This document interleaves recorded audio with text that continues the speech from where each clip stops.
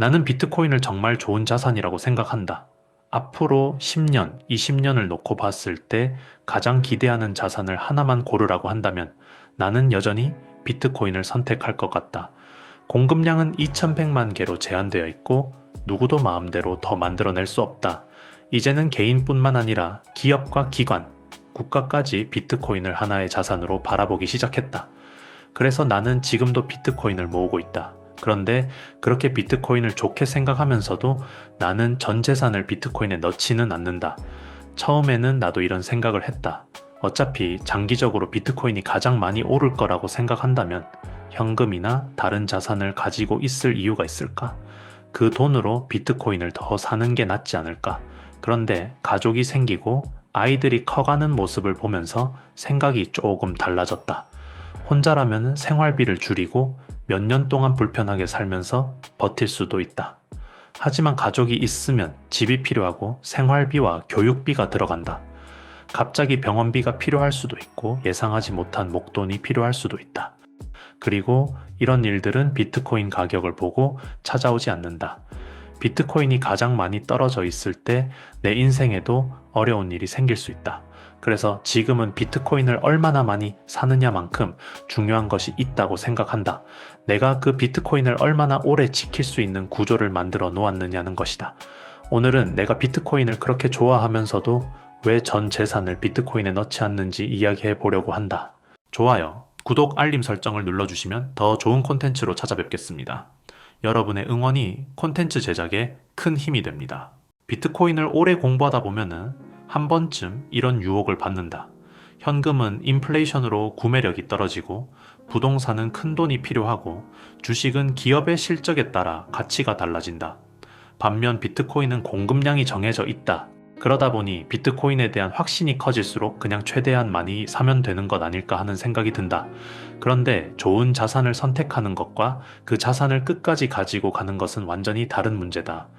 비트코인은 장기적으로 엄청난 상승을 보여줬지만 그 과정에서 50%, 60%, 70%가 넘는 하락도 여러 번 경험했다.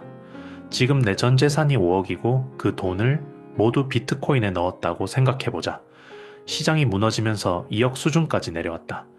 비트코인의 미래를 믿는다면 기다릴 수 있다. 문제는 그때 내 인생에서도 문제가 생겼을 경우다. 회사가 어려워져 월급이 끊기고 사업이 어려워지고 집에 큰 돈이 필요하고 아이들의 교육비는 계속 나간다. 그런데 현금이 없다. 결국 비트코인을 팔아야 한다. 그것도 가장 팔고 싶지 않은 가격에서 말이다. 나는 이것이 가족이 있는 투자자에게 굉장히 현실적인 위험이라고 생각한다. 비트코인이 실패하는 것만 리스크가 아니다. 내가 비트코인의 성공을 기다리지 못하는 것도 리스크다. 아무리 좋은 자산이라도 내가 시간을 견디지 못하면 그 자산의 장기 수익률은 나와 아무 관계가 없다. 그래서 나는 투자에서 최고 수익률보다 생존이 먼저라고 생각한다. 그리고 그 시간을 확보해주는 것이 현금과 현금 흐름이다. 예전에는 현금을 가지고 있으면 손해라고 생각했다. 지금은 조금 다르게 본다. 현금은 수익을 내기 위해 가지고 있는 자산이라기보다 내가 가진 좋은 자산을 헐값에 팔지 않기 위한 보험에 가깝다. 비상금도 마찬가지다. 통장에 돈이 있으면 그 돈으로 비트코인을 더 사고 싶어진다. 하지만 그 돈까지 투자해버리면 예상하지 못한 일이 생겼을 때 투자 자산을 팔아야 한다. 그래서 현금을 가지고 있는 것은 비트코인을 믿지 못해서가 아니다. 오히려 비트코인을 오래 가지고 있기 위해서다. 내가 배당주를 함께 모으는 이유도 비슷하다. 비트코인과 배당주는 역할이 다르다고 생각한다. 비트코인은 미래를 바꿀 가능성이 있는 자산이고 배당주와 현금 흐름 자산은 지금의 생활을 지켜주는 자산에 가깝다. 생활비가 필요할 때마다 비트코인을 조금씩 팔고 싶지는 않다. 월급이든 사업소득이든 배당이든 임대료든 생활에 필요한 돈이 다른 곳에서 들어온다면 비트코인은 그대로 둘 수 있다. 나는 이것이 중요하다고 생각한다. 비트코인을 지키는 가장 좋은 방법은 강한 멘탈을 가지는 것이 아니라 비트코인을 팔 필요가 없는 생활 구조를 만드는 것이다. 사람들은 장기 투자를 의지의 문제라고 생각한다. 폭락해도 버텨야 한다. 공포에 팔지 말아야 한다. 10년을 바라봐야 한다. 물론 맞는 말이다. 하지만 생활비가 부족한데 어떻게 버티겠는가? 대출금을 갚아야 하고 아이에게 필요한 돈이 있는데 어떻게 비트코인을 지키겠는가? 가족을 위해 돈이 필요하다면 나 역시 당연히 가족을 선택할 것이다. 그래서 중요한 것은 애초에 가족과 비트코인 중 하나를 선택해야 하는 상황을 만들지 않는 것이다. 이게 내가 생각하는 리스크 관리다. 가족이 있는 투자자는 투자 계좌 밖의 위험까지 봐야 한다. 내 직업은 얼마나 안정적인지, 생활비와 주거비는 얼마나 필요한지, 아이들이 커가면서 교육비는 얼마나 늘어날지, 부채는 어느 정도인지, 갑자기 소득이 끊겨도 얼마나 버틸 수 있는지를 함께 봐야 한다. 이 모든 것이 결국 내가 비트코인을 얼마나 오래 가지고 있을 수 있는지를 결정한다. 그래서 가족이 있는 투자자에게는 최대 수익률보다 시장에서 퇴장하지 않는 구조가 더 중요하다고 생각한다. 조금 덜 벌더라도 계속 투자할 수 있고 폭락장이 와도 자산을 팔지 않고 소득이 잠시 끊겨도 가족의 생활이 흔들리지 않는 구조 말이다. 오히려 그런 구조가 만들어지면 장기적으로 더 공격적인 투자가 가능하다. 현금과 현금 흐름이 충분하다면은 비트코인이 50% 떨어졌을 때 공포에 팔아야 하는 사람이 아니라 조금씩 더 살 수 있는 사람이 될 수도 있다. 결국 방어적인 자산이 공격적인 투자를 가능하게 만드는 것이다. 그래서 나는 비트코인을 믿는 것과 비트코인에 전 재산을 넣는 것은 전혀 다른 문제라고 생각한다.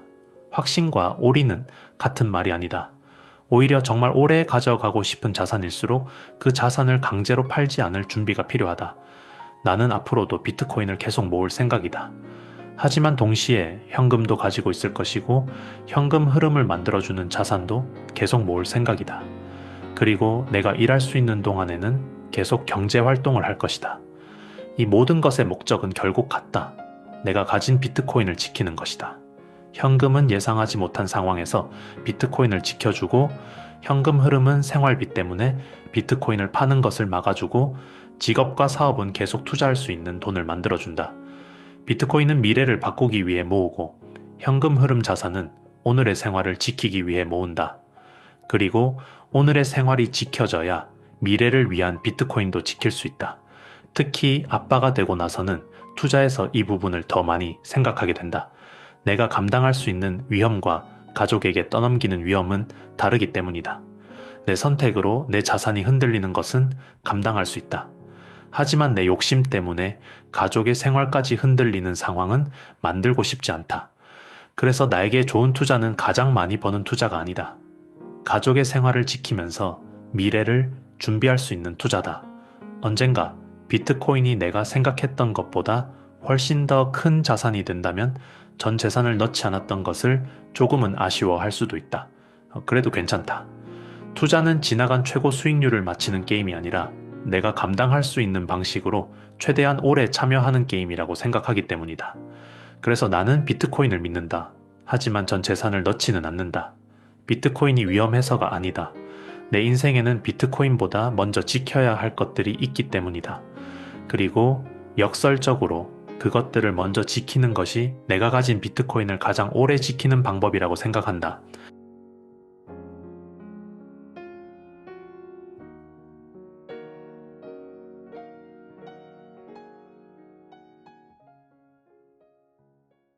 이 영상이 마음에 드셨다면 구독과 좋아요는 큰 힘이 됩니다.